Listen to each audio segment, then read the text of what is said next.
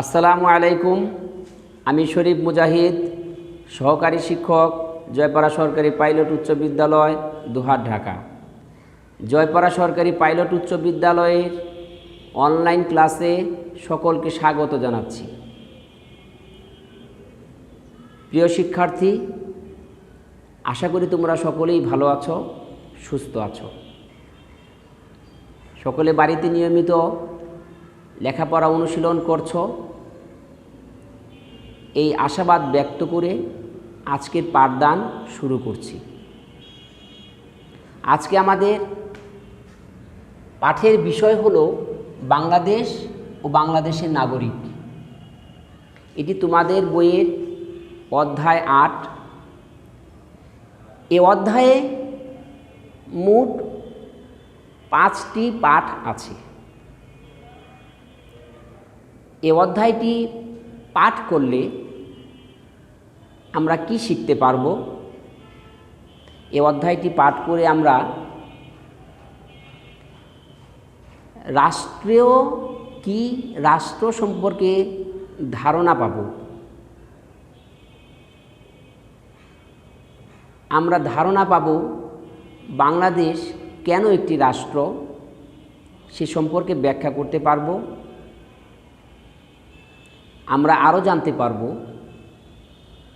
নাগরিক ও নাগরিকত্ব কি। নাগরিক সম্পর্কে আমরা ধারণা পাব, কিভাবে নাগরিকত্ব অর্জন করা যায় সে সম্পর্কে আমরা শিখতে পারব। এই অধ্যায়টি পাঠ করে আমরা আরও জানতে পারব একটি দেশের উন্নয়নে নাগরিকের ভূমিকা কী। তাহলে শিক্ষার্থীরা, আমরা প্রথম পাঠ নিয়ে এখন আলোচনা করব। তোমরা ধৈর্য সহকারে এই আলোচনা তোমরা দেখবে, শুনবে এবং শিখবে, এই প্রত্যাশা রাখছি। আমরা প্রথমেই পাঠ ১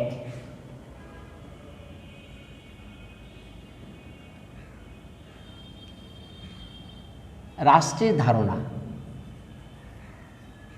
রাষ্ট্রের ধারণা সম্পর্কে আমরা কিছু শিখব।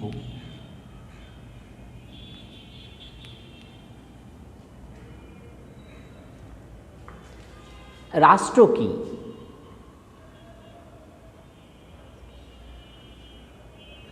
প্রিয় শিক্ষার্থী, পৃথিবীতে বহুকাল আগে মানুষের আবির্ভাব হয়েছে, কিন্তু রাষ্ট্র সম্পর্কে মানুষের কোনো ধারণা ছিল না। মাত্র 5 থেকে 6 হাজার বছর পূর্বে নদী ও সমুদ্রের তীরে নগর রাষ্ট্র ব্যবস্থা গড়ে ওঠে। সেখান থেকেই ক্রমবিবর্তনের মাধ্যমে আজকের আধুনিক রাষ্ট্র ব্যবস্থার উদ্ভব হয়েছে। রাষ্ট্রের সম্পর্কে আমরা একথা বলতে পারি যে রাষ্ট্র হলো একটি সংগঠন যার কয়েকটি উপাদান থাকবে। আমরা তাহলে রাষ্ট্র হতে হলে রাষ্ট্রের যে উপাদানগুলো লাগবে সেই উপাদানগুলো সম্পর্কে এবার আলোচনা করব। আমরা লিখে ফেলি রাষ্ট্রের উপাদানগুলো।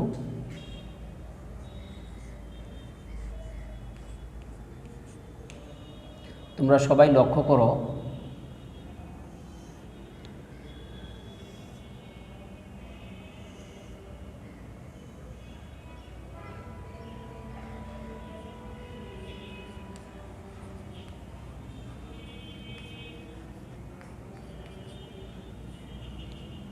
জনসমষ্টি।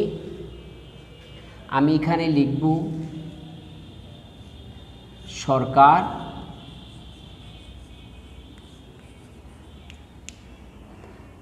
আমি এখানে লিখলাম রাষ্ট্রের আরেকটি উপাদান সার্বভৌমত্ব।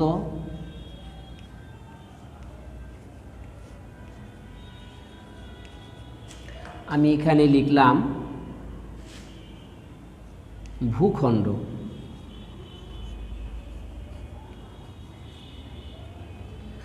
তোমরা সকলেই লক্ষ্য করো, এখানে আমি উপাদানগুলো লিখেছি: জনসমষ্টি, সরকার, সার্বভৌমত্ব, ভূখণ্ড। তাহলে এই লেখা থেকে আমরা বলতে পারি যে একটি রাষ্ট্রের 4টি উপাদান রয়েছে। এবার আমরা এই উপাদানগুলোকে আমরা একটু আলোচনা করব। প্রথমে আলোচনা করব জনসমষ্টি নিয়ে। জনসংখ্যা হলো একটি রাষ্ট্রের অন্যতম উপাদান। জনসংখ্যা একটি রাষ্ট্রের প্রাণ। জনসংখ্যাবিহীন কোনো রাষ্ট্র গঠিত হতে পারে না। রাষ্ট্রের জনসংখ্যার কত হবে তার নির্দিষ্ট কোনো সীমা নেই।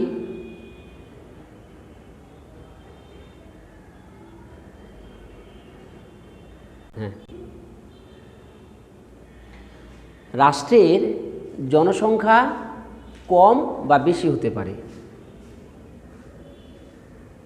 যেমন চীনের জনসংখ্যা তোমাদের বইয়ের তথ্য অনুসারে 137 কোটি 20 লক্ষ। অপরদিকে সান ম্যারিনো নামক একটি দেশ আছে যার জনসংখ্যা হলো মাত্র 30,000। সুতরাং এটা থেকেই আমরা বুঝতে পারি যে রাষ্ট্রের জনসংখ্যা কম বা বেশি হতে পারে। এরপরে আমরা আসব ভূখণ্ড। ভূখণ্ড একটি রাষ্ট্রের অন্যতম একটি উপাদান। সাধারণত ভূখণ্ড বলতে জল, স্থল এবং তার উপরিস্থিত আকাশসীমাকে বোঝায়। জনসংখ্যার মতো ভূখণ্ডের আয়তন কত হবে সেটাও নির্দিষ্ট করে বলা নেই। রাষ্ট্রের আয়তন ছোট বা বড় হতে পারে। যেমন ভারতের আয়তন 32,87,263 বর্গ কিলোমিটার। অপরদিকে ভ্যাটিকান সিটির আয়তন মাত্র 0.18 বর্গ কিলোমিটার। তাহলে এখান থেকে আমরা বলতে পারি যে রাষ্ট্রের আয়তন ছোট কিংবা বড় হতে পারে।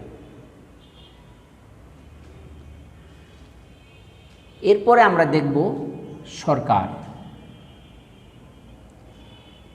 সরকার রাষ্ট্রের একটি অপরিহার্য উপাদান,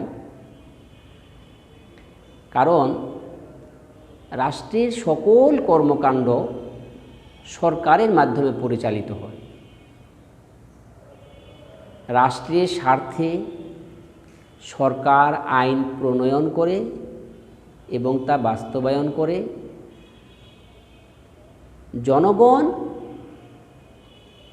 রাষ্ট্রের সকল বৈধ আইন পালন করতে বাধ্য থাকে। সবশেষে যে উপাদানটি আছে সেটি হলো সার্বভৌমত্ব। সার্বভৌমত্ব রাষ্ট্রের একটি গুরুত্বপূর্ণ উপাদান। সার্বভৌমত্ব হলো রাষ্ট্রের একটি সর্বময় ক্ষমতা, চূড়ান্ত ক্ষমতা, যে ক্ষমতার বলে সরকার যে কোনো ব্যক্তি বা প্রতিষ্ঠানকে আদেশ প্রদান করতে পারে, সকলের ঊর্ধ্বে অবস্থান করে যে কোনো প্রকার আদেশ বাস্তবায়নের জন্য নির্দেশ দিতে পারে, সেটি হলো রাষ্ট্রের সর্বময় ক্ষমতা। সার্বভৌমত্ব একটি রাষ্ট্রে অবশ্যই থাকতে হবে। এ কথা থেকে আমরা বলতে পারি যে যদি এই চারটি উপাদানের পরিপূর্ণভাবে বিদ্যমান থাকে, তাহলে আমরা তাকে একটি রাষ্ট্র হিসেবে বলতে পারব। তাহলে সুপ্রিয় শিক্ষার্থী, আমরা পাঠ 1 থেকে রাষ্ট্রের ধারণা সম্পর্কে কিছুটা শিখে নিলাম। আমরা এবার পাঠ 2 নিয়ে আলোচনা করব, যেখানে আছে রাষ্ট্র হিসাবে বাংলাদেশ। পাঠ 2, রাষ্ট্র হিসেবে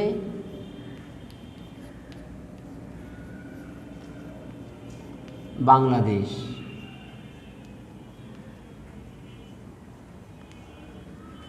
আমি তোমাদের পূর্বেই বলেছি যে এই অধ্যায়টি আমরা পাঠ করলে বাংলাদেশ একটি রাষ্ট্র কেন সেটা আমরা শিখতে পারব। আমরা রাষ্ট্রের উপাদানগুলো থেকে বিশ্লেষণ করে এবার আমরা দেখব যে বাংলাদেশ রাষ্ট্র হিসেবে কেমন, এটা আদৌ রাষ্ট্র কিনা পরিপূর্ণভাবে সেটা আমরা এই আলোচনার মাধ্যমে জানতে পারব। বাংলাদেশ 1971 সালের 16 ডিসেম্বর মহান মুক্তিযুদ্ধের মাধ্যমে বিশ্বের মানচিত্রে একটি স্বাধীন সার্বভৌম দেশ হিসেবে স্বীকৃতি লাভ করে।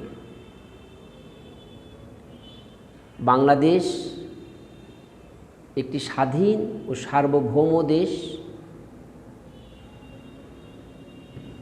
আমি প্রথমেই আলোচনা করব বাংলাদেশের জনসংখ্যা।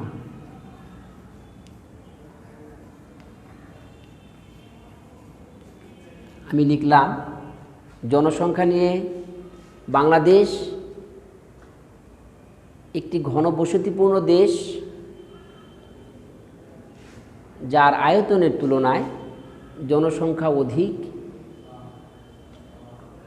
জনসংখ্যার দিক থেকে বাংলাদেশ বিশ্বের 8ম দেশ। বাংলাদেশের তোমাদের বইয়ের তথ্য অনুসারে জনসংখ্যা প্রায় 15 কোটি, যার অর্ধেকই নারী এবং অর্ধেকই প্রায় পুরুষ, এবং অনেক শিশু এর মধ্যে রয়েছে।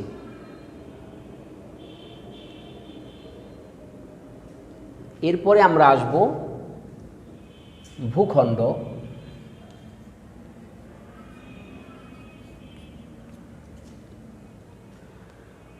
বাংলাদেশের ভৌগোলিক আয়তন 1,47,570 বর্গ কিলোমিটার। এর উত্তর দিকে ভারত, পশ্চিমে ভারতের পশ্চিমবঙ্গ, দক্ষিণে বঙ্গোপসাগর এবং পূর্ব দিকে ভারত ও মিয়ানমারের কিছু অংশ রয়েছে। তাহলে এখান থেকে আমরা দেখতে পারি বাংলাদেশের একটি নির্দিষ্ট ভূখণ্ড রয়েছে, যেটি একটি রাষ্ট্র হিসেবে গঠিত হতে হলে থাকা দরকার। বাংলাদেশে সেটি রয়েছে। এরপরে সরকার,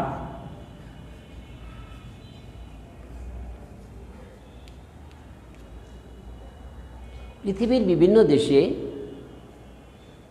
বিভিন্ন সরকার ব্যবস্থা বিদ্যমান। বাংলাদেশের সরকার ব্যবস্থা মন্ত্রিপরিষদ শাসিত। এর নাম গণপ্রজাতন্ত্রী বাংলাদেশ সরকার।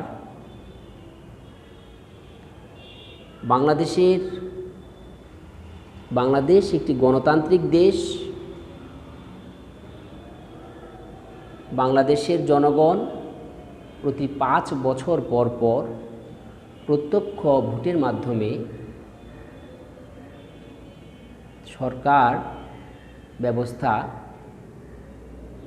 প্রবর্তিত করে থাকে। বাংলাদেশের প্রতি 5 বছর পর পর যে নির্বাচন অনুষ্ঠিত হয় তার মাধ্যমে সরকার গঠিত হয়।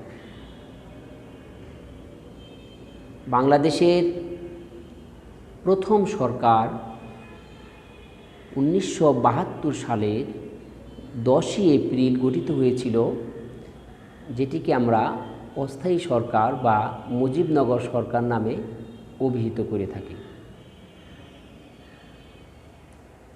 এরপরে আছে সার্বভৌমত্ব।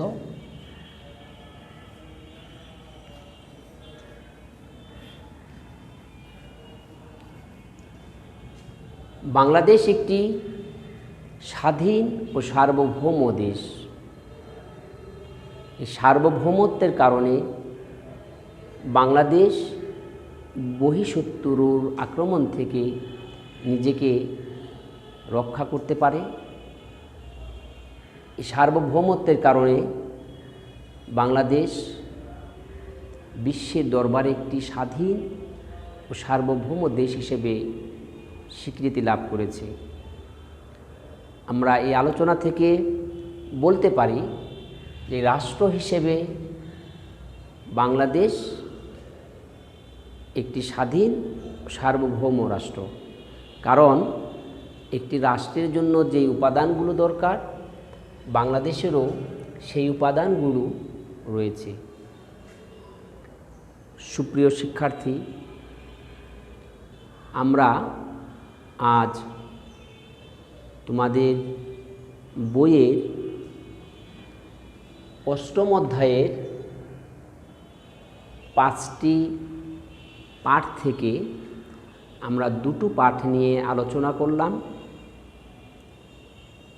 এখান থেকে আমরা শিখতে পারলাম রাষ্ট্রের ধারণা, আমরা শিখতে পারলাম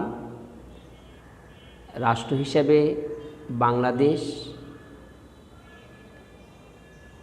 কোন অবস্থানে আছে সেটি আমরা জানতে পারলাম। তোমরা তোমাদের এই অধ্যায়ের আরও 3টি পাঠ রয়েছে, যেগুলো তোমরা বাড়িতে বসে অনুশীলন করবে। পাঠ 3-এ আছে নাগরিক ও নাগরিকত্ব। পাঠ 4-এ রয়েছে নাগরিকতা লাভের নিয়ম এবং পরিশেষে পাঠ 5-এ রয়েছে দেশের উন্নয়নে নাগরিকের ভূমিকা কী। তোমাদের এই পাঠগুলো তোমরা বাড়িতে বসে অনুশীলন করবে। সুপ্রিয় শিক্ষার্থী, দীর্ঘদিন ধরে স্কুল বন্ধ রয়েছে। তোমাদের পদচারণায় প্রাণবন্ত হয়ে উঠবে বিদ্যালয়। তোমাদের কাকলিতে মুখরিত হয়ে উঠবে শ্রেণীকক্ষ। এই আশাবাদ ব্যক্ত করে তোমাদের সকলের সুস্থতা কামনা করে আজকের মতো পাঠদান শেষ করছি। আল্লাহ হাফেজ। সকলকে ধন্যবাদ।